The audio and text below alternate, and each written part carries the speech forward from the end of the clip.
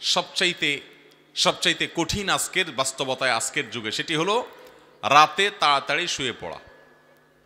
এশার নামাজের পর বিলম্ব না করে দ্রুততার সাথে বিছানায় চলে যাওয়া এবং ঘুমিয়ে পড়া, এই সুন্নতটা সমাজ থেকে এইভাবে হারিয়ে গেছে যে এ আমল করাটা অনেক কঠিন।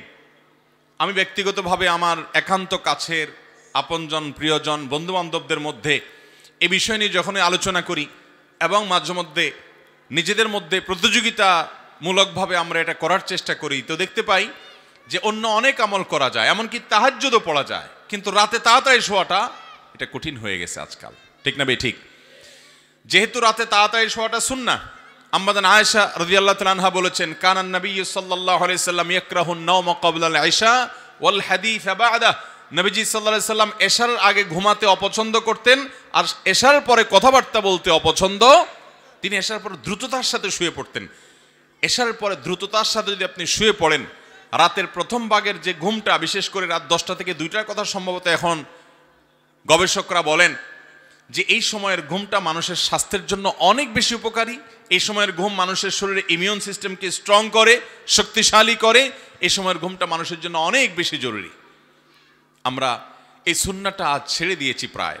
নবী করিম সাল্লাল্লাহু আলাইহি ওয়াসাল্লাম এশার পরে স্বামী স্ত্রীর আলাপচারিতা এবং একান্ত দ্বীনের কোনো ইলম মজলিস, গুরুত্বপূর্ণ কোনো মজলিস ছাড়া সাধারণত রাতে এশার পরে আর কথাবার্তা বলা তিনি অপছন্দ করতেন। আজকাল আমাদের সবচেয়ে বেশি আড্ডা জমে কখন? 24 ঘন্টার মধ্যে সবচেয়েতে যে টাইমের মজলিসটা সবচেয়ে জমজমাট হয় সেটা কোনটা? এশার পরে। এমনকি নামাজিদের মজলিসও তখন সবচেয়ে বেশি জমে, কারণ এশার নামাজ হয়ে যাওয়ার পরে আর কোনো সামনে নামাজ নাই, সালাত নাই, একেবারে রাত ফজর পর্যন্ত লম্বা সময় আছে, নিরিবিলি আড্ডা পাড্ডা মারা যায়।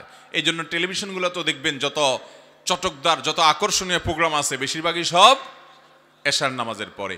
কারণ এই হাদিসটি রাতে তাড়াতাড়ি শোয়ার ফজিলতে সুন্নাহ, এটি আপনার আমার জানা না থাকলে কি হবে? ইবলিসের জানা আছে। এই জন্য সে এমন সভ্যতা, এমন সংস্কৃতি সে বিনির্মাণ করে দিচ্ছে যে কোনোভাবে সুন্নাহ যাতে আমরা আমল করতে, রাতে যদি কেউ তাড়াতাড়ি শোয় তার ফজর তো বটেই, তাহাজ্জুদ পড়াটাও সহজ হবে।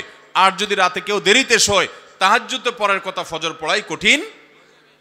এই সুন্নাহটা যদি কেউ পালন করতে পারে এই যুগে, তাহলে তার দ্বারা আরো বহু সুন্নাহ পালন করা, এমনকি অনেক ফরজ পালন করা তাদের জন্য সহজ হবে ইনশাআল্লাহ। চেষ্টা করবো তো ইনশাআল্লাহ।